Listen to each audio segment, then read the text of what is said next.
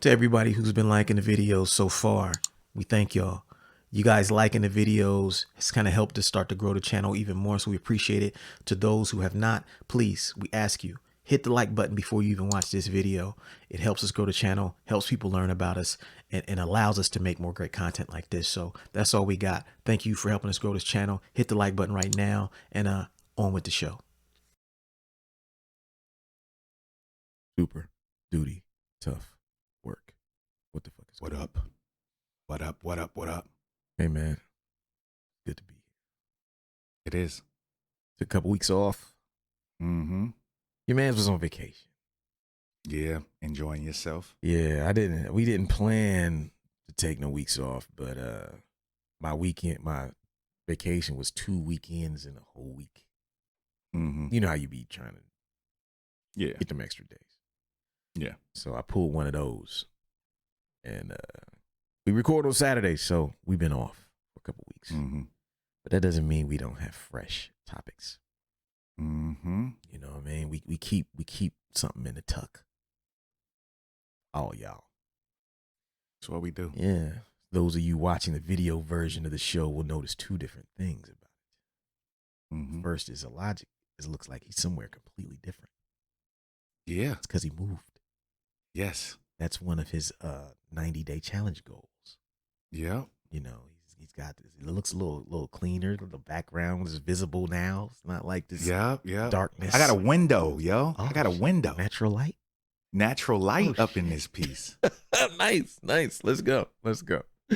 You know, so his looks a little different. Mine looks a little different because my real camera does not work today. So use my backup camera. This has been a frustrating weekend, which I talked to Logic about online, which is a whole episode in and of itself. Kind of like that winter storm episode I did. You know, Yeah. I probably should have told it in my wise guy voice. Yeah, you should. We should. You should release that in a separate little episode. Yeah. I'm gonna do that. You know, and but we here, and this week, you know, we got a topic. We've been talking about music lately. Mm-hmm. Since we've been back on the music tip. And we should also check in. You know, we did touch on your 90-day challenge. You got that one going. Your music is done. Was it your Music's artwork? done. Your album cover? Was that one of them? Nah, it was the listening party. Listening party. That's scheduled, right? Listening party scheduled. Flyers done. I will be starting to promote for that really soon. That's fucking good.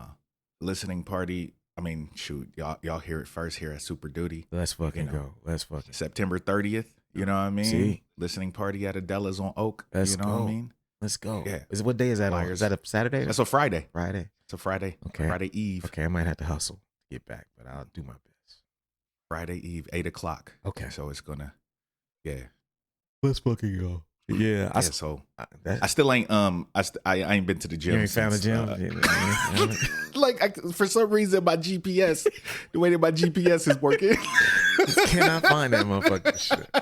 I just can't find it. Like, dog, like it's so bad. Like I was talking to Tay the other day, like I might just cancel my membership. Like it's that bad. That's bad. Yeah, it's that bad. Damn bad. To where like I'm, you know, especially now I got the new crib. I got a little more space. Yeah. Like I might just start working out at the crib. Yeah. You know what I'm saying? At least, you know, then I don't have to drive nowhere. You know, then I really don't have an excuse. Yeah. You know, I can just walk down in the basement and, you know, do some sit-ups or something. You know what I mean? Yeah, get a little corner where you can just do stuff like that. You know? Yeah. I do that stuff upstairs sometimes. I mean, you know, I got to work out room, but before I was doing that, even when I have that, I had just bought like a little yoga mat. Mm-hmm. And I'll keep it in my living room so that when I didn't feel like going down there and I wanted to do some push-ups upstairs or something, I'd have something soft to kind of push up, sit up routine. Nah, that's smart. I did find my push-ups though this week. Oh, you found them? Found them, man. I don't know where the motherfuckers was at, but I was like, oh, there you been. You know, I've been doing my 100 a day, so you know, this week that's been good. Okay. Music every day, cracking. You know, I send you stuff sometimes. I've been deep in my bag, starting to get into the vibe of it. And yeah, now that I got the studio set up, I'm about to chop a couple of them joints up. You know what I mean? I'll send you some stuff, you know. Yeah. I've been working on my compositions. and getting better every day and just learning and it's wild how like just taking a break from music, I'm hearing shit differently now. Right. Certain shit clicks now that it wasn't exactly clicking before. And so yeah. I'm kind of glad I did take a break and come back because certain shit is much easier right now. But you know, we still going. I think we got about another month to go into September. And you took your vacation. So like you really did all shit, I forgot I had the vacation on there. Yeah. Yeah. Your man's is on it. Yeah, we kind of doing our thing. You know what I mean? A little bit. All I gotta do is stay consistent on these push-ups for the next month. Yeah, and I gotta start working out. Yeah. In some capacity. Dude, here's what I figured out on the push-ups. Why it was making me, I couldn't knock them out. I was taking too fucking long. My routine was too long. This sounds basic as hell, but what I would do and why I kept falling off is like, I would try to do sets of 25. You know, let me just do 4 sets of 25, take a break in between each one, let my arms recharge a little bit. Now what I do is the first set, I go until my muscles exhaust. Yeah. Sometimes that'd be like 60 joints. Right. But what it allows me to do now is like, I'll be done in 5 minutes. Right. Because I'll do like 50 or 60 the first set, then I'll do 15. Then I'll do like 10. Then I'll do 5, then I'll do 10. Then I'm done. It's like I just go all the way down, less and less. But the way I do it is like, it's fast. I'm like, oh, I can do this whole shit in less than 5 minutes. Right. And fuck this. I'm doing this every day now. So that part is cracking. So today's topic, your boys is back. We're going to talk about computers and how to stop computers from ruining music. Yeah. Computers are out there. They are a beautiful tool for doing music. We can all admit that. We all use them. We've been on it since the beginning. None of us are like, you know, virtuoso instrument players. We're hip hop producers. Right. And so technology has always been a part of it. But there's an article that kind of sparked me to want to talk about this. It's from Kraftwerk's drummer. And he's talking about how music and technology ruined his experience within Kraftwerk. And so we're going to talk about that.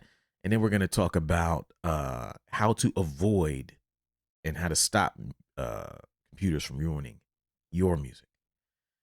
It's very simple things, you know. It's a lot of bullet points, and maybe we owe them to y'all because we've been gone for 2 weeks. Right. So we got 12 joints, I think. 12 joints, yeah, 12 joints in the chamber. You know what I mean? And so we'll take a break and we'll be right back. Work. We got you stuck off the realness, the most infamous, you heard of us. Official podcast murderers, the show comes equipped with viewpoints to share. Grown man ideas for all those who care and want to grow, so go ahead and download. Every single week with a brand new episode. You're not alone in this world, cousin, so we share information and honest discussion and keep repping a culture like we supposed to. They spread gossip, but they never come close to.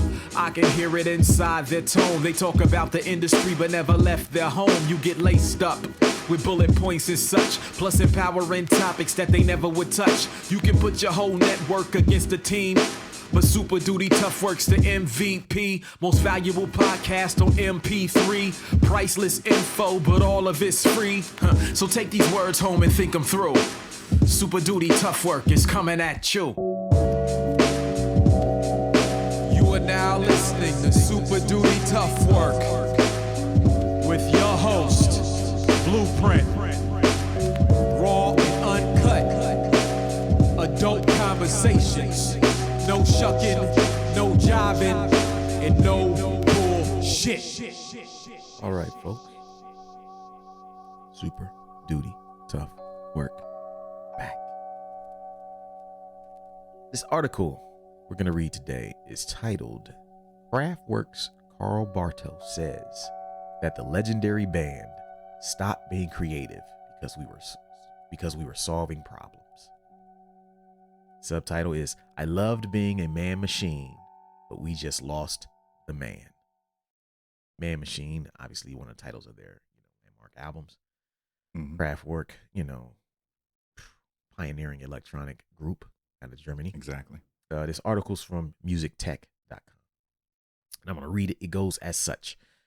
Kraftwerk drummer Carl Bartos has spoken out about how the rise of digital technology amounted in a whole host of problems for the band, who represented a new age of futuristic technology. In an interview with The Guardian, musician and producer reflected on the problems that started to arise in the band when the computer arrived in the studio while creating their 1986 album, Electric Cafe, which was Bartos's last record with the band before his departure in 1990.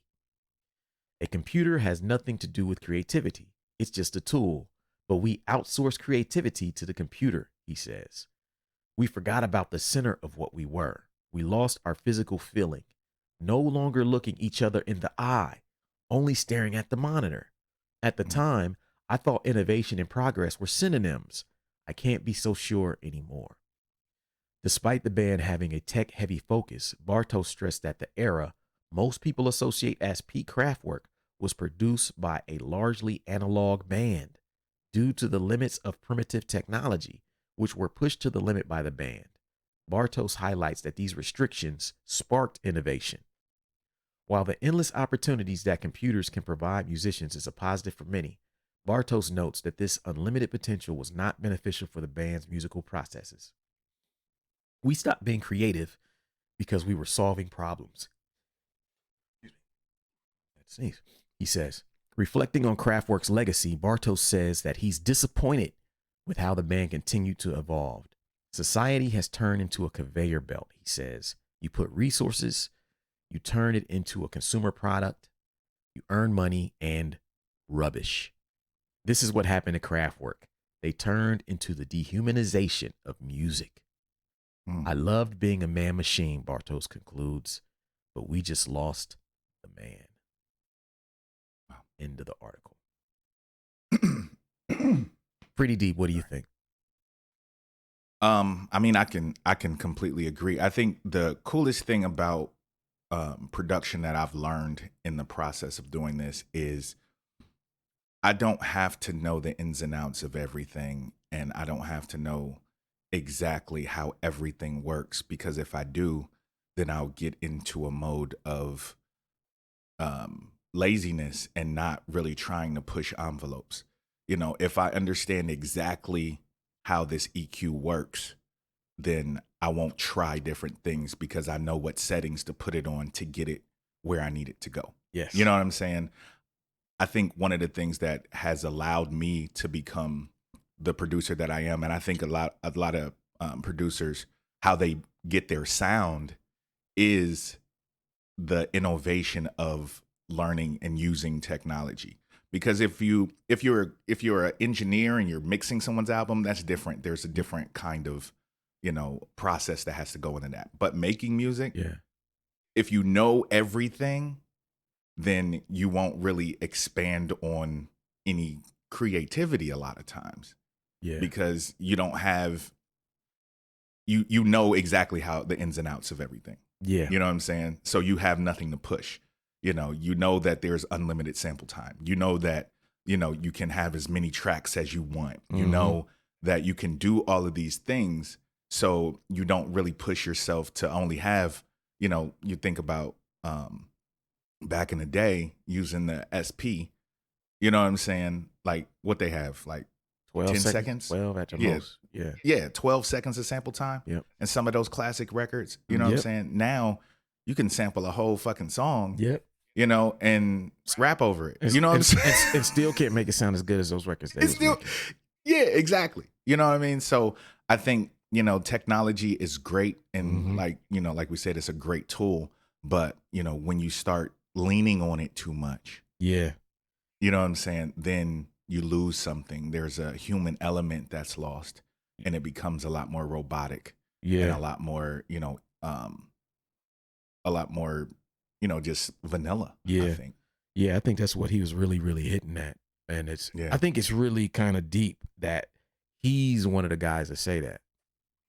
Because from the outside looking in, everyone has declared Kraftwerk to be like pioneers of electronic music. They are the pioneering group of electronic music.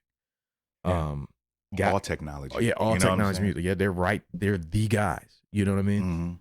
And when you look back now, it gives you a different feel for those records based on what he's saying, because now you got to think about what was behind it. and the process that they went through. And he's not romanticizing it anymore, Right. which kind of chips away at what people may think about them. But I actually think it's dope. And that's why I wanted to talk about it. I'm like, I'm glad somebody like him said it. Right. Because if somebody name a random person who's great on an instrument, like a Stevie Wonder said it, or Right. maybe like a Jimi Hendrix said it, or Right. anybody who can play their ass off. Right. If they said it, it would come off as bitter. Mm-hmm. Like, oh, you're just mad because this shit is replacing you. Right. Right. But clearly him saying it is like, nah, we started this shit and I'm telling you there's something not right here. Yeah, we lost something in doing this. Yeah. You know what I'm saying? Like we kind of lost our edge a little bit Mm-hmm. because, we had this at our disposal Yeah. and learned how to use it so well, that it started to be a crutch as opposed to just a tool. Yep. Yep. And so this week we talking about how to stop computers from ruining music. We got like 12 bullet points. So we're going to just get started with this whole discussion. And if you at home, hope you get something out of this discussion. And if you're a creator, whether it be visual or music, anything, this might apply to you because this ain't just a music discussion. So the number one way, and these are not in order of priority or anything like that, to stop computers from ruining your music is to learn an instrument. Mm-hmm. And by that, that could be keyboard, that could be drums, that could be a horn, that can be your voice.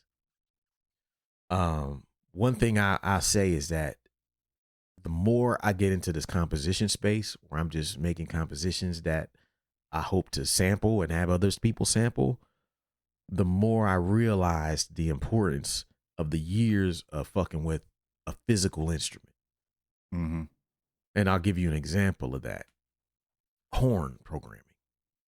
Because I grew up playing horn in a church. I could play the trombone. I listen to the way I program horns and the way other people program horns completely differently.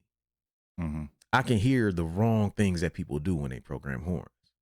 Right. Things that a horn player couldn't or wouldn't do. Mm-hmm. And it doesn't sound human. Right? And so same thing for playing keyboard. Anybody who's actually played a physical keyboard knows that there's certain things that your hands do. There's this weird thing that some of it's right, some of it's wrong, but you can't play certain things all at the same time. There's limitations there. Right. And so when you get over to the technology side of it, the way you program that instrument is going to be a reflection of the human side that you experienced. And so learning an instrument matters. It doesn't have to be like a big physical grand piano. Right. A MIDI keyboard works. You know what I mean? It doesn't necessarily even have to be like a drum set. Mm-hmm. Finger drumming works. You learn a lot of the same principles in finger drumming apply to a physical drum set. You still have to learn hand independence. In finger drumming, it's finger independence. So that one is not doing the other. Timing is still the same. Swing. Like a lot of these concepts are the same. But you're using your physical body. I think that when you start with that side and then you go over to the technology side, the way that you program those instruments feels a lot more human and the computers don't. Yeah, I completely agree. I mean, I have history with saxophone, and understanding a little bit more of how certain instruments actually play and actually sound. And, we're big jazz and heads, what I mean? So understanding how those records sound, and with us sampling so much jazz and all of that, how we program certain things when we're playing our own instruments and our own VSTs and stuff, that translates because we know that there's certain chords that don't actually exist when you actually play. You know what I mean? Jazz music, especially sax dudes, they be doing some shit. Yeah. So, I completely agree with that. I think that has helped me as, a producer, understanding a little more about actual music, helps me make things sound a little more, human and natural. Yeah. And so like, I'm thinking like maybe like later this year or maybe next year, like once I start like working a little less, because I think I'm going to start maybe taking like Fridays off or whatever and just be doing music on those days. Mhm. I'm seriously thinking about maybe like getting a piano teacher. You know what I'm Yeah. saying? Like I was thinking hiring a about that too. one-on-one, you know, because even if it's just an hour every Friday Right. with someone to kind of progress me down that path of getting a little bit more familiar on piano, because Mhm. I'm seeing what I can do now. And I'm like, wow, what if I really, really knew just a little bit more? I Yeah. could take it even further in terms of just Mhm. arrangements and my knowledge. But learning an instrument, like it doesn't, for those of you at home, you know, we want to make sure that this conversation doesn't like make people who make music on computers feel alienated. Like they're not Right. making music. That's not what we're saying at all, because our whole careers have been using technology. Right. The MPC, the ASR 10, they were just computers in a box. Right.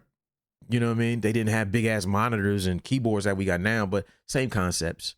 Less Mhm. processing power, less memory, but a computer nonetheless. Right. And those machines got us here. You know what I'm saying? So by no means am I like the guy to be like, oh, you got to play instruments. That ain't real music. No, I'm not saying that at all. I'm just saying that your ability to program effectively on a technology side is Mhm. impacted by your understanding of instruments on the human side. Yeah, and even like cats that just learn, a little bit of music theory. Mhm. You know what I mean? Just understanding how notes work and how sound works. Yes. Gives you a better ability to create things, even when you're sampling. Yes. Gives you a better ability to create things, to make sure things are in key, to make sure that things move in a certain way that feel a lot more human and not a lot less robotic and technological. Yep. So that's number one. Number two way to stop computers from ruining music is to participate in jam sessions. Mm-hmm. Now, this is something that I see that producers are doing more and more, and maybe just meet up and just playing things together, composing and just jamming out. You play the drums, I'll from a sample. This guy will play the bass line. Maybe somebody else will play keys. Maybe someone will sing over it. You know what I mean? Mm-hmm. Because I was thinking about this the other day. I was like, man, I've never done like a hip hop jam session. What the fuck instrument would I play? I can't play keys. I was like, oh, I would play my fucking voice. Yeah. I was like, that's my instrument. Mm-hmm. You know, I can fucking rhyme. I can ad lib. I can fucking sing. I was Yeah. like, I can do all of that. I was like, that's my voice. Yeah. So I could actually do that more, and that would kind of help me. You're hearing things, you're hearing hooks, you're just having fun, just making up stuff on the spot. It's what we all used to do with freestyle, and that's just a jam session. Yeah, for basically. rappers, right? Yeah. But I think participating in jam sessions is something that you have to do because it gets you out of your fucking house. Mm-hmm. It gets you away from this fucking keyboard and around other people where you can't be so strategic about what you're creating all the time. Mm-hmm. And it trains your mind to think a little faster, more in the moment, which is more human. Right. We can sit down and we can program these notes to perfection, on the computers, but that ain't gonna fuck with what motherfuckers would do live, Mm-hmm. And doing it in the moment on the spot. And jam sessions kind of help you with that. Yeah, I learned a lot of this when I was touring with Idea. Yeah. Because one thing about Idea and Ability sets, when they were doing them, they felt like jam sessions between him and Yes. Abilities, and always at the end of every show, we would, especially the first tour, we toured with Los Nativos. Yeah. And, they have, You have the bongo player. the drummer, Yep. And a few shows we had Carnage there, so he was beatboxing. Okay. And then Abilities on the turntables. Mhm. So like the end of every show, we would do a jam session in freestyle, and we had a drummer, we had a beatboxer, we had a DJ, Yeah. and everybody was improvising and we was freestyling. And those sessions, like some of the illest stuff came out of those sessions, and a lot of fun, and it really loosened us up for the following shows and got us actually a lot closer as a touring crew. So doing something with cats like that, just getting in a basement, somebody's studio, and even if everybody has nobody has an actual instrument, but everybody has somebody play the drums Mhm. on their on their keyboard, somebody Yes. plays keys, somebody has a sample that they chopped, you know what I'm saying? Have a DJ do some cuts. Like you can put those joints together Mhm. and really have some fun, and you never know what comes out of them. Yeah. You know what I'm saying? I agree. And it like you said, it doesn't have to be I play the keyboards. You're a vocalist. That's your Right. instrument. At some Right. level, you should just take it there and participate in some jam sessions, man. Yeah. That's number 2. Number 3 thing, which I like to do quite a bit. Do all the time. I do it all the time. The number 3 way to stop computers from ruining music is to leave the mistakes in there. Mm-hmm. So many records I have where there's a little tiny thing in there where I just played it wrong or held a note too long on the bass line to where it was off key for a split second when the chords changed, and I just left it in there. Yeah. Little tiny notes. I'm like, that note kind of clashes a little bit. Yeah. I'm gonna leave it in there. This sample ain't completely tuned properly. I'm leaving it in there. Mm-hmm. These mistakes are very similar to what you hear when you listen to real records. Right. You go down and listen to an older record, it's not fucking perfect. Because most of those are jam sessions. Yeah. Keep it funky. One take. Yeah. Right. One take. They wasn't about to go back and re-record a perfect fucking 8-minute song because of one motherfucker made a mistake on one chord. Right. Hey, you fucked up on that at the 4-minute mark. You played the wrong chord. We got to do the whole shit. They wasn't doing that. Nah. Leave the mistakes in there, man. Like, I think there's so many hip hop records where that shit happens. You know, you ever listen to an old record and it has like almost like a jump edit where the timing will just be wrong? Like, it'll be not like this, and then the shit just like, something will happen, and it's like, oh, that's probably where they had to splice the tape. Something happened, and they wanted to edit it, and they did the best that they could, but it's still kind of fucked up. But it don't piss me off. Right. You know, there's times where like the snare will be on the 2, and then that mistake will having the snare will be on the 1. You'll be like, what the fuck just happened in the song? They didn't change, but they left it in there. Yeah. Makes it feel human, man. And it happens too with MCs. Sometimes they'll say a word wrong. Oh yeah. You know what I'm saying? It happens a lot. I mean, Yes. it's mad records, you know what I'm saying, that I've heard where, you know, because we study lyrics like that, like we can tell like that was an accident, but they kept it. You know what I mean? Like they ain't mean to do that. You know? Yeah, that's so true. Because like it just like I think it's is it Warren G, I think? Yeah. What's next? What's in XET? Yeah. Spelled it wrong. Yeah. You know what I'm saying? Because it still would have rhymed if he said NEXT. Yep. You know what I mean? But they left that in there. You know, and it's one of those lines that everybody knows and everybody remembers. Yes, you know? it's true. And I'm sure that was not purposefully done. No. I think K Solo spelled the word wronger too. And he was the guy, the MC, his pioneering thing was the guy who spells. Yeah, spell stuff. Yeah. And I think he spelled some shit wrong. And gosh, I'm trying to think of what word. Well, one. I mean, he's definitely got one because my whole life I've been like, he spelled that shit. It just left it in there. It was like, nope, take is too hot. Leaving it in there. Yeah. Nobody cares, man. Yeah, I was like, but some people though. Here's the thing. Some people mistakenly think that like music is like math. Like they try to be so fucking perfect. If you don't enunciate a word perfectly, or you do a take and it ain't exactly the cadence that they would do it, you know, then they start thinking like, yo, that's not right. That's not perfect. I need you to redo that. Can you go back in there and redo that? And I'm not that kind of guy. Like, me neither. I'm kind of like, I realized the other day, like music is like, it's like a spiritual, emotional thing. Like I have a spiritual connection with music to where, I can do all the technology stuff, but at my best is when I'm just in the fucking moment. At our best is when it feels right. Yeah. It's just it don't have to be perfect. No. It just feels right. Like so many songs that me and you have done. Yeah. My vocals ain't been perfect. I've mispronounced words. Yeah. You know, but the take is hot. And it's like one word and you can kind of make it out. I never made you go back. Never. Unless I wanted to. Unless you know what I mean? Like, nope, that's good for me. That's a great take. Nope, it's staying. Yeah. It's staying. Yeah, there's something that comes to you. And here's what I think too. I think some people have not done music enough with enough repetition to where they start getting in the moment. Right. To where they get in such a flow that they don't even know where the ideas are coming Right. Like, you know how it is when you start really getting in your bag and then you go back and listen to some shit you made when you was in that bag, you be like, how the fuck I come up with that? Yep. Where that Straight idea up. come from? I don't Straight even remember thinking about that. I don't even hear it like that today. Yeah, where that pattern come from that I was Yeah, rhyming in? Where? You don't, Where that cadence come from? dude. I think some people don't do music enough to get to that point. Mm-hmm. You don't naturally start at that point. Oh no. You build up and build up and build up, and it just keeps going and going. It's just like freestyling. When you get at your peak of freestyling, the sentences, the phrases, the words just come to you. Yep. You don't be sitting there thinking, okay, I gotta find something that rhymes with cat. Okay, hat, rat, stat, fat. Nah, this shit is just flowing. Bah, bah, bah, bah, bah, Yeah, bah. it just comes. It just comes.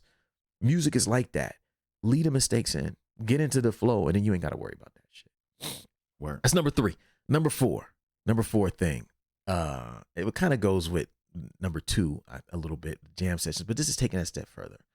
Number 4 tip is to play in a band. Yeah. This is something that not everybody can do or will do, but we're gonna say it anyway because there are many artists who do play in bands. You know, RJ plays in a band, I think, and he just for fun. You know what I mean? Just guys who just get together and jam out and they play. They may play live, they may not, but playing with bands makes you think completely differently about music. Oh, completely. You know, and it makes you really kind of like, it's a democratic process. You know, whereas you do it by yourself, it's just you and a fucking computer obsessing about shit that most people don't give a fuck about. But if you have an opportunity to play in a band or to even just do a show with your guys who play in a band, hey, can I come jam with y'all? Y'all got a show? I can play the samples. I can play this. I can play percussion on my drum machine. Do it. Yeah, I can just do ad libs. Yeah, ad libs, whatever. I'm a hype man. Let me get up there and flavor this shit. Whatever the fuck.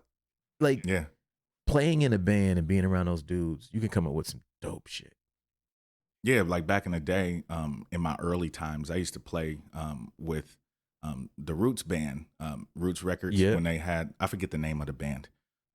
But I used to do shows with them and just be the MC and just, you know, they would jam and I'd just do random verses, be the hype man. Yeah. You know what I'm saying? And it was fun and it allowed me Flex Crew to, is the name of it. Yeah, Flex Crew. Yep.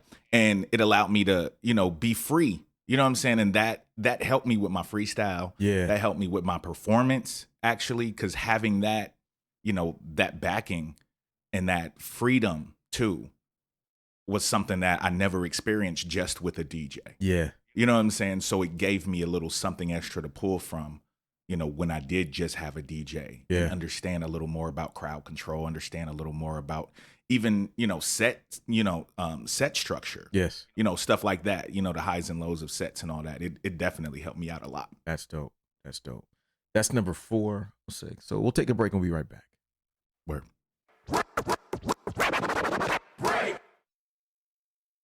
This is your weekly reminder that we have 2 books that you, as a listener or watcher of this podcast, need to absolutely own. The first is The 10 Traits of Successful Hip Hop Artists, and the second is The Social Media Cheat Code. Both of these books were released within the last year. The 10 Traits of Successful Hip Hop Artists is a book where I go through the stories and explain the traits that are behind the success of some of the biggest names in hip hop today.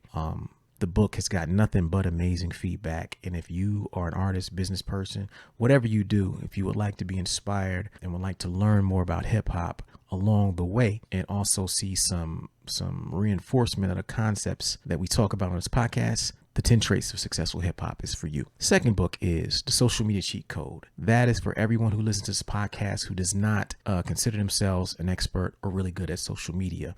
It's not for super experienced people. It's actually for people who are on social media but are not getting the results you need. So what we did is I broke down like 12 or 13 strategies that I use all the time that actually work really well for me. I put it into book. I gave you examples and I tell you how to implement it. That's a book you absolutely need as a listener to this podcast, watcher of this podcast. If you're on YouTube, supporting these books actually goes a long way towards supporting the podcast. So to support the show, if you like what we do, obviously we don't necessarily get paid to do this shit. So support the products and services that we create. And these 2 books are a big part of that. We appreciate your support, and back to the show.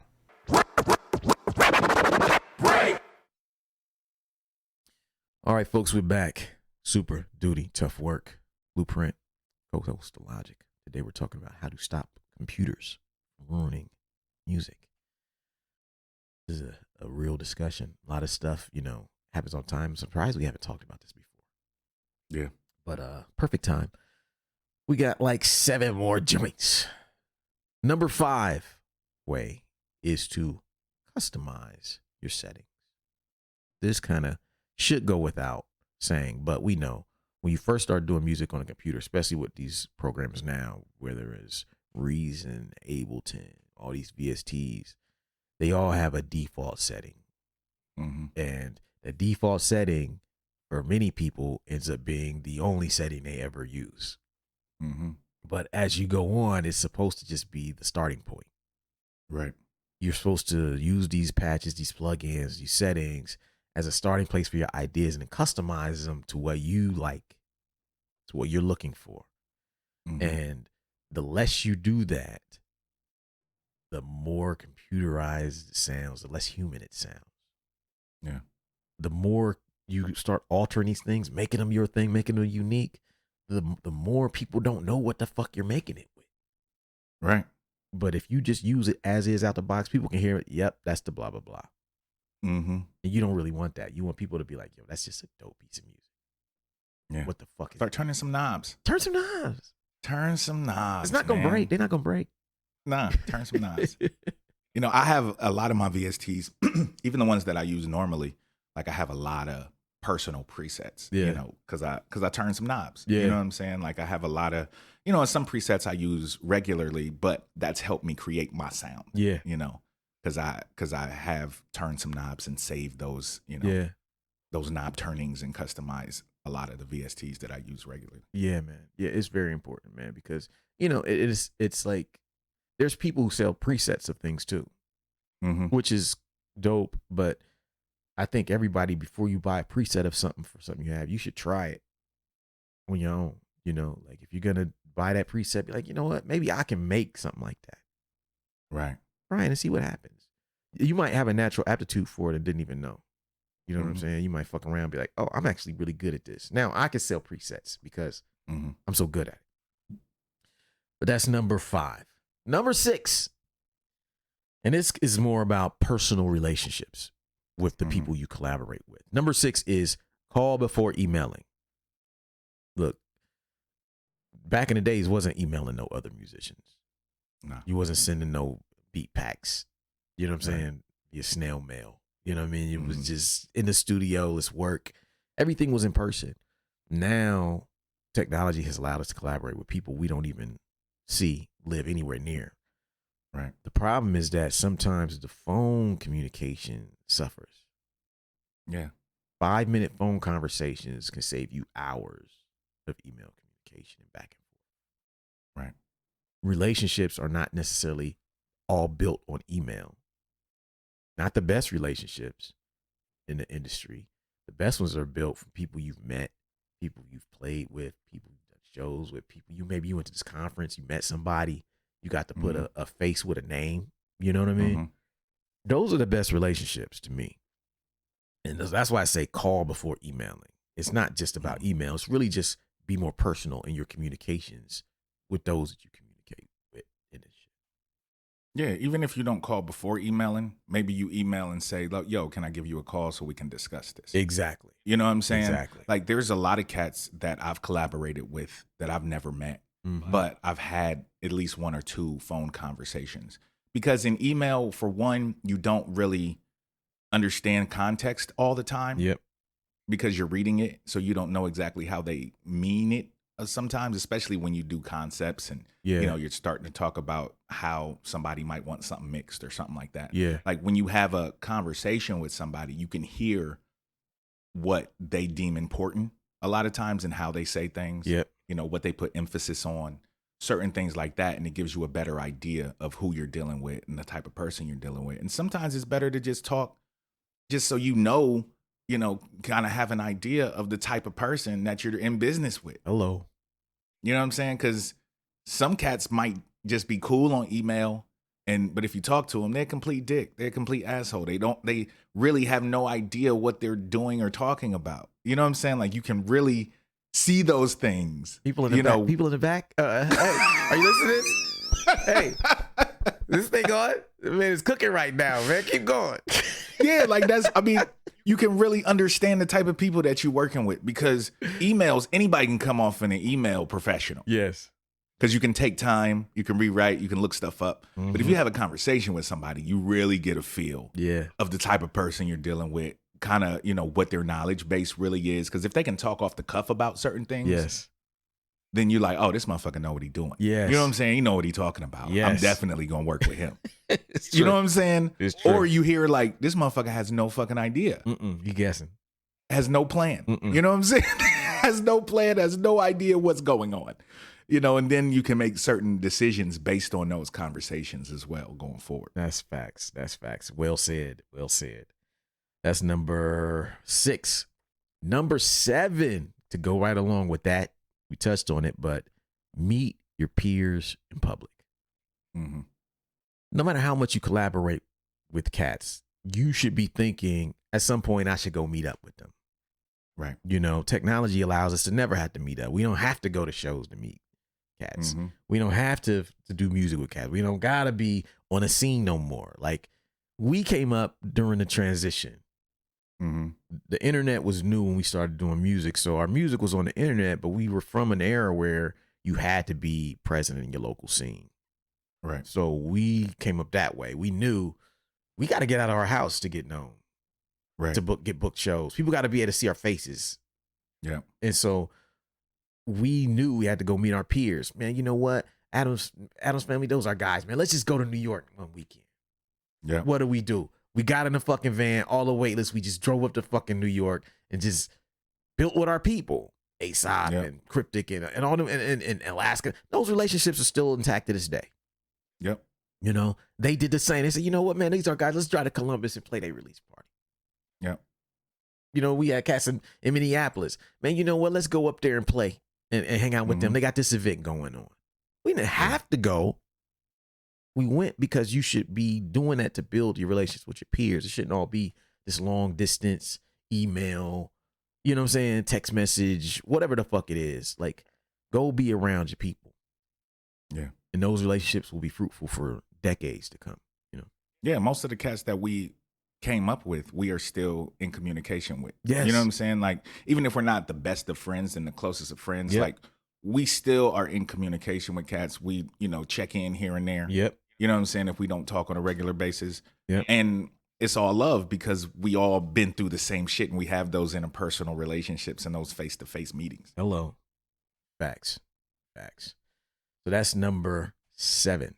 Number 8 way to stop computers from ruining music is to play more live shows. Mm-hmm. This almost goes without being said, but there's a lot of reasons why playing in live shows helps you in this aspect. And number 1 is that when you start playing live shows, it teaches you how little you can predict what's going to work. Right. Right. So like when you're in a studio, when you're coming up with that little set list by yourself, I'm going to play this. Then I'm going to go into this. Then I'm going to do this. Then I'm going to play this. And then at the 20-minute mark, I'm going to do this. Then 30-minute set. Perfect. You have it all mapped out. Mm-hmm. You get out there. Your first song don't work. Mm-hmm. Your second song, which you thought, was going to work, don't work neither. Mm-hmm. Now but your best shit is like 4 songs in. You design your set so that it gets better over time. Right. Playing live makes you realize that's bullshit. You gotta get to the fire shit fast. Yeah, you got to start out fire. Yes, you don't build You know what up. I'm saying? Nah, you don't build up. You start high. Yes. And the set is supposed to be more like it's an up and down. Yes, a roller coaster type movement. joint. It's a roller coaster. You Yep. got to take the crowd somewhere. Yep. You know what I'm saying? Usually you start fire, Mm-hmm. and then probably 2-3 songs in, you do an album cut. Yes. You know what I'm saying? You gotta earn the right to do the album cut. Right. You got to earn the right to do the album cut, or do an acapella that Yes. they ain't never heard. You know what I'm saying? Or do a poem or, Yes. whatever you do. You know what I'm saying? Like you have to work things out a little differently because live shows if the shit ain't fire starting out, cats going on a smoke break. Yes. You know what I'm saying? Yes. Like they going on a smoke break, they hitting the bar. Mm-hmm. Like it's not they not watching your set if you don't start fire. another thing too is like the perception of time changes when other people are in the room. Oh yeah, definitely. Right. So like I noticed this when it came to like the ends of songs. Mm-hmm. So like we would play songs live. I noticed this maybe in the early days of us where you play the song and the last chorus plays and then the beat just goes on for another minute. You know what I mean? Right. It's just this awkward little thing where you're like, all right, the beat's just playing and everybody's like, all right. Yeah. And it's like, yo, I realized like, yo, what if I just got rid of all those moments? Yeah. Like when I stop doing something vocally, that song should be over. Yeah. That's something I would have never known had I not played a bunch of songs and saw that all these awkward moments at the end of every fucking song can be removed. Yeah, that extra 30 seconds, Yeah. of just the beat playing and fading out. Yeah. It's just whack. Because when you see a professional band do that shit, you see a professional, they don't do that shit. They don't have them dead spots. Nope. Every transition is perfect. Yeah, and unless there's a solo. Exactly. But it's planned. They know, like, okay, this solo is going to hold this space right here. And then we get out of that, we're going to transition into this. You can tell the best performances not by the songs they play, but how they move in between the songs they play. Facts. Those are the dopest live performers. The transitions. It's not just necessarily the songs. But if you stick in the house and don't go out and play and turn this shit into math, you'll never learn those lessons for your music. Right. You'll be thinking that it's just like some math equation. You can just plug this in and you get this response. And that's not true. Don't let those computers make you think that like they've got the human element figured out. They don't. And playing live humbles you every time you come up with a set list. And if you ain't paying attention, if you one of them studio guys and you wondering why your beat sets don't work, you know what I'm saying? You go out there, you're like, damn, people don't be moving like I expect them to move. Or in this guy, man, people be with it. What is he doing that I do? Start studying what he's doing. He's probably played a lot more than you, and he's probably flopped a lot more than you, so he knows. Yeah. Don't do this, this, and this. Get to the fire shit first. But you gotta play. You gotta play first. See what songs work. See what doesn't work, and not rely on just like you sit in the studio predicting it ahead of time behind your laptop. And even with playing live shows too, it teaches you flexibility. Yes. It teaches you how not to be so rigid with everything. It teaches you a little more freedom, because there's been many a times where we seen how a night was going and we like, oh, we're not going to start with this song. We're going to start with this song. Facts. You know what I'm saying? Like, we're going to move the set around, especially if you got a good DJ like we would have Groove or, even having Prism. Yeah. You know what I'm saying? Like being able to say like, yo, we're going to do this, this, and this instead of this, this, and this. Yep. And be able to change it on the fly because we understand how the room works, because we performed so many times. Yep. Facts. Facts. So yeah, that's number 8. Okay, we'll take a break and we'll be right back. Work.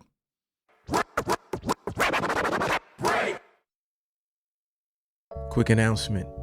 Over the last several years, we've been asked many times by the listeners of the show if we would ever open it up to the public for advertising. We've always been interested in this, but we never had the systems in place to make it work properly. I'm proud to announce that we are officially accepting advertising from the public on Super Duty Tough Work. Meaning, if you're a small business owner or an artist and you'd like to create more awareness about your product, service, or release on the Super Duty Tough Work podcast, we're now in a position to do that. For more information, email us at superdutytoughwork@weightless.net. Again, that's superdutytoughwork@weightless.net. Email us there. Tell us a little bit about who you are, what you would like to promote, and we'll get back to you as soon as possible to let you know if we think it's a good fit and what the next steps are. Thank you for your time. Back to the show.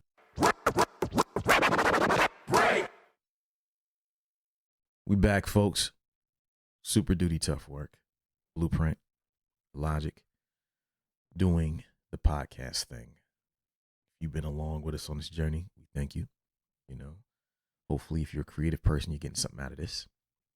This applies to many different creative endeavors, not just music. Got like 4 more joints to go.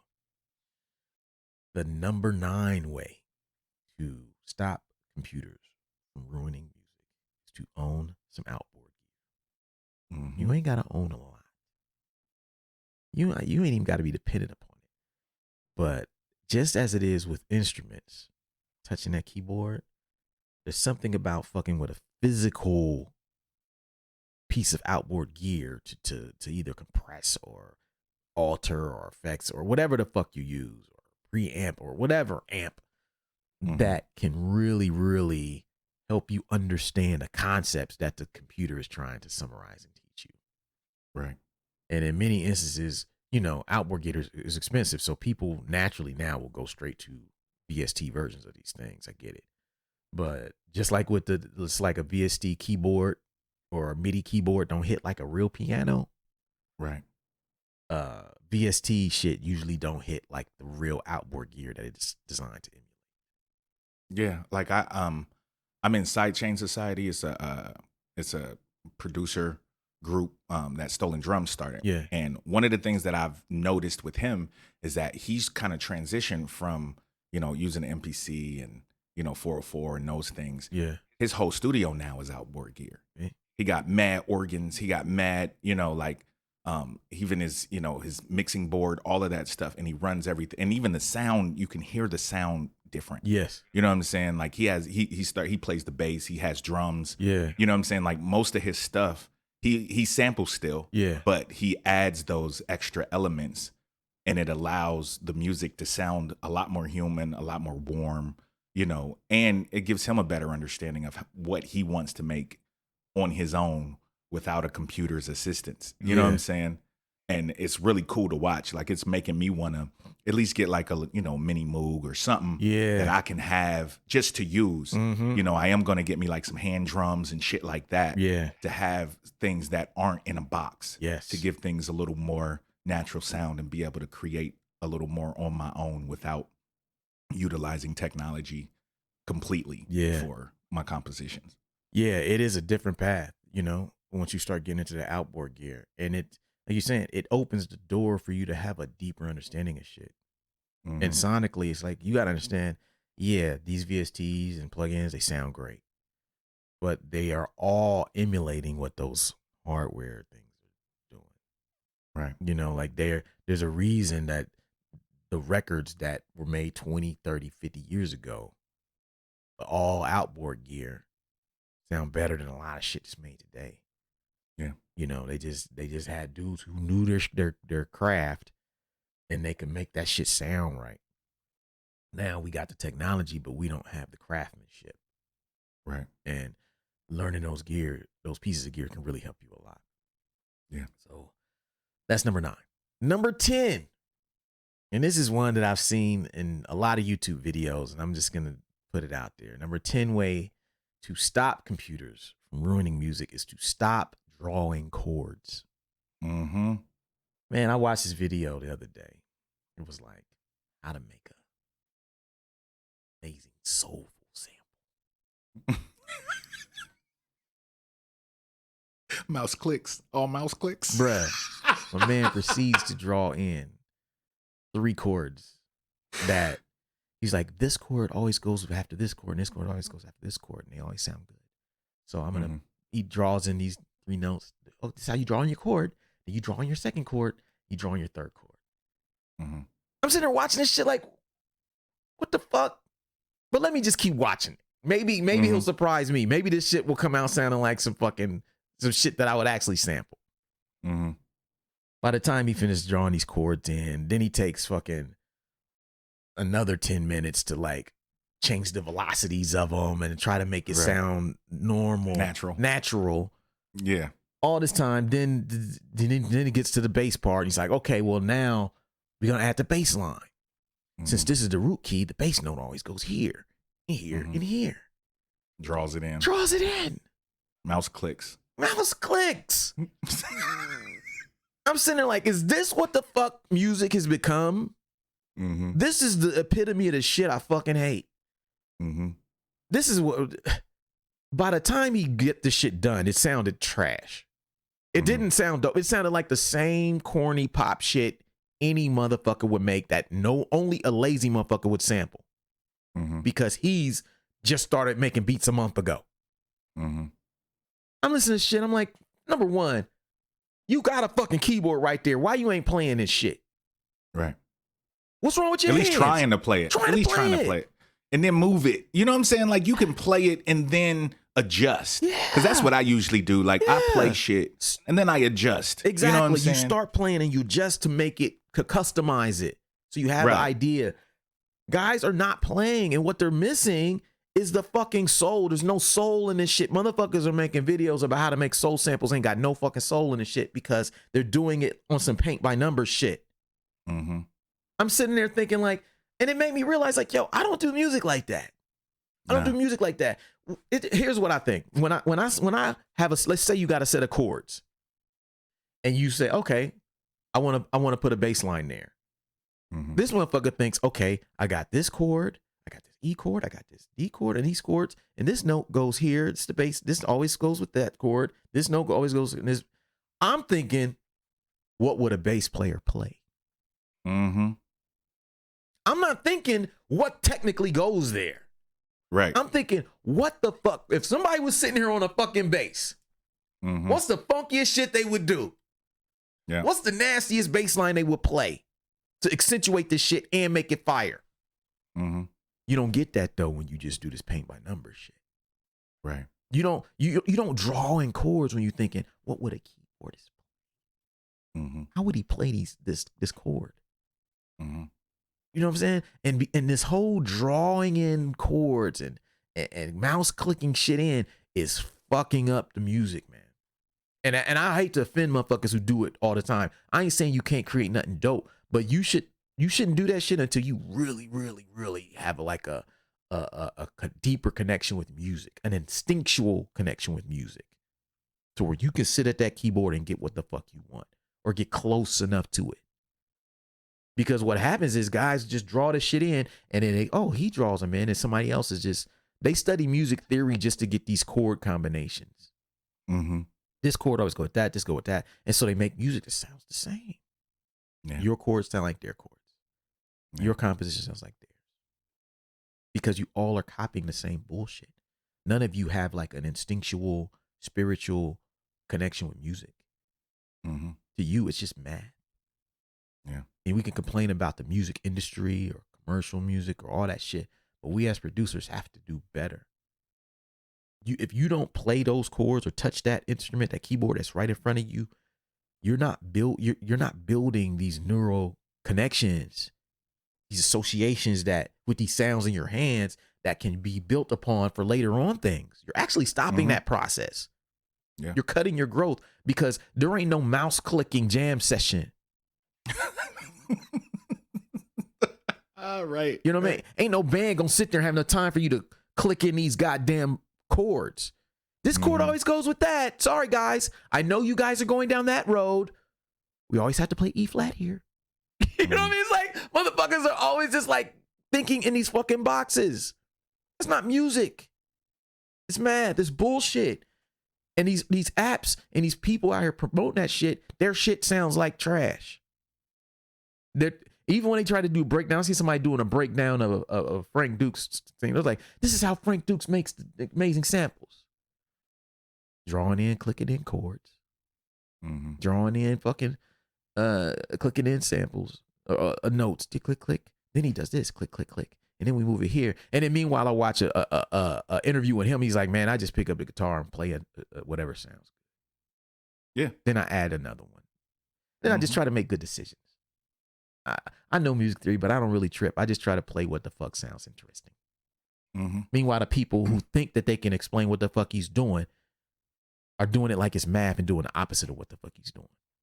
Tell him why you mad, Print. I'm mad. This shit gets me tight. My man's going off. You see, this shit gets me tight, man. I can't take this shit. This is the shit. I'm just like, and I listen to this shit. I wouldn't care if the shit sounded fire. Like, and by fire, I say, if your goal is to make a sample, right, that someone would sample, that sounds like that shit. Mm-hmm. That if I don't feel like if I drop the needle on that shit, if I wouldn't want to, then I failed. I want it to sound like the shit that if you drop a needle on it or you randomly heard it, you'd be like, what the fuck is that? I need to sample. Yes. If you're not doing that, you fucking failed. The goal is just not to make 3 fucking chords and sell a sample pack. Mhm. It's fools who don't know how to make beats. But that's what this shit is turning into. It's like people are skipping the step where you actually gotta make the dopest, fire shit. And they're just doing it for a quick little paycheck. It's whack. There's no fun. There's no feeling in it. No. You know, like you can feel when something is too structured. You know, when you don't play, you don't have those little mistakes that make things sound human. You don't have, you know, that extra hold on a chord. You know, Right. you don't have that chord sustaining for a little longer than maybe it should, but it gives it this Yeah. interesting movement. You know what I mean? Right. Like when you know, even with bass lines, usually if I'm playing, I'll have my chords or whatever I'm playing, and I'll just, okay, I know where the root note is, but I'm just gonna play some bass notes and see what sounds good. It Yeah. might not be completely in key, Yeah. but if it sounds dope Yep. and it feels good, I'm leaving that shit in there Yep. because that's what feels good. That's what sounds good to me right now. And it's Yeah. not going to be perfect. It's not going to be on the scale right where it should be. Yeah. But if it feels good and sounds good, usually I'm letting that shit ride. Yeah, dude. Yeah, like I don't, and it's the thing to me too. Like before I even play a bass note to go with some chords, I'll just walk around humming to it. I'll just, you know what I mean? Like vocally, I'm like, what? I'm singing the bass Mm-hmm. where I think it should go before I even touch a chord.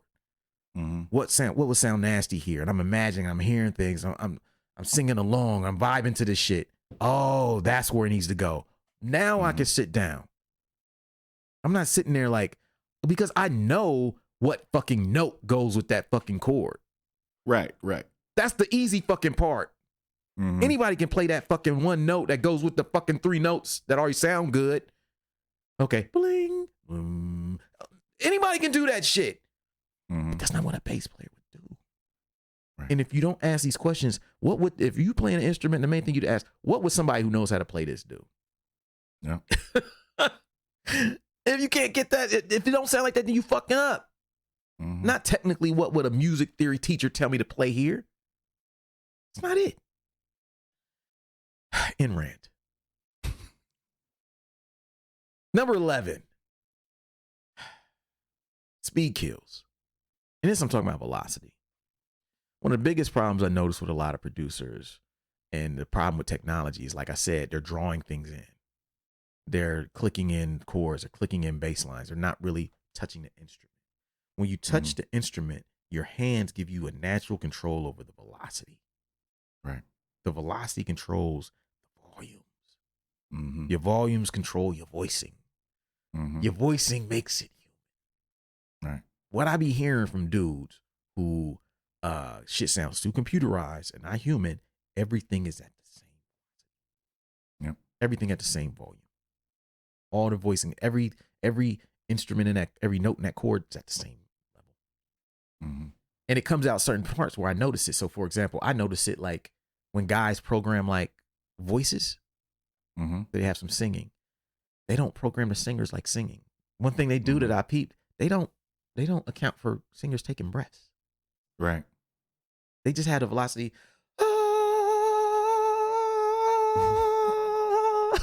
It's just like, when do they breathe?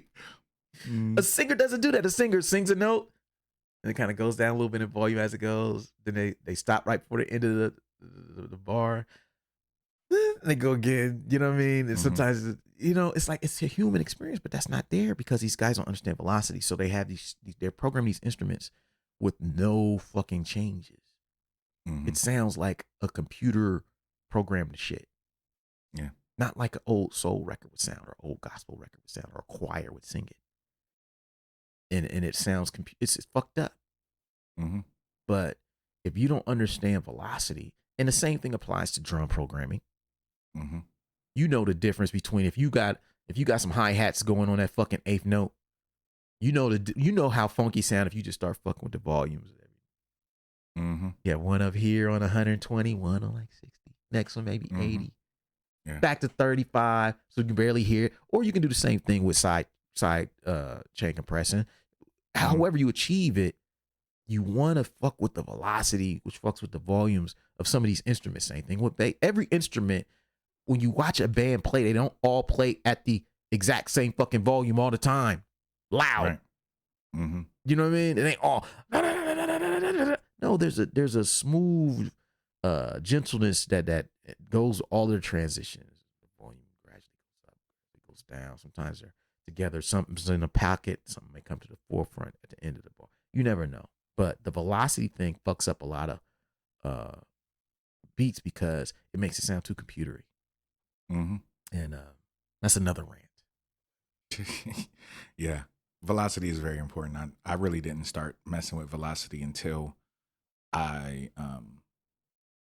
I made autopilot. That's when I Yeah. really started messing with velocity because I wanted things to sound cool. And Yeah. you know, when I started making my own drum breaks, Yeah. listening to old drum breaks, it's like, okay, the snare isn't the same volume Exactly. every time it hits. Exactly. You know, like you were saying, the hi-hats aren't the same volume every time they hit. Yeah. Sometimes there's spaces, Yep. you know what I'm saying, in between where the hi-hats go. And maybe it ain't every eighth note. Maybe it's Yep. every 3/8 notes, and then there's a break, and then there's Yep. movement here. And, you know, just understanding all that kind of stuff really allows, you know, there to be some more groove Yes. and more swing and movement, especially in your drums. Yes. Yes. I agree. Last joint. It's the bonus joint. It's only the bonus joint because we spoke about this before. Mhm. And it's a bonus joint, so we ain't gonna go too deep in it, but it less quantization. Yeah. The more you quantize, now certain genres you might need it. You're doing some 4-on-the-floor dance shit. Drums Right. better be sticking on some. You can't have sloppy drums on the Yeah. 4-on-the-floor. Like boom, boom, boom, nah, that shit needs to be like that. It ain't gonna be no boom, boom, Right. nah. Ain't nobody Yeah. dancing to that shit. So Right. but this shit, less quantization. That means like use the grid. Like we talked about before. I use the grid only when I'm doing my shit in piano, the Mhm. demo of whatever I'm making, and that's just so I know I got everything where I need it to be. And then when I start figuring out what instruments is gonna play, that's when I start moving shit around, customizing and getting my swing together. But you should still be very careful with quantization because you can't. It's hard to make it sound human because when you listen to a recording, that shit ain't quantized. Guys are just playing off each other and they got a natural fucking pocket that Mhm. computers cannot do by themselves. Yeah. And you can't program if you ain't paid no attention to it. Right. So that's it. Yes, sir. That's it for this week. Let me read these back. How to stop computers from ruining music. Number 1, learning an instrument. Number 2, jam sessions. Number 3, leave the mistakes in. Number 4, be in a band, playing a band. Number 5, customize your settings. Number 6, call before emailing your peers, or just prioritize calling somebody at some point. Or call with your people. So, number 7, meet your peers in public. Number 8, play live shows. Get out your bedroom, dog. Number 9, own some outboard gear. Number 10, stop drawing chords. Look at things. Don't get me started. Number 11, speed kills. Understand, master velocity. And in the bonus joint, less quantization, which we have went in for, so we save some breath on that. And that's it for this week. Hope y'all got something out of this. See y'all next week. Word. Peace. Peace.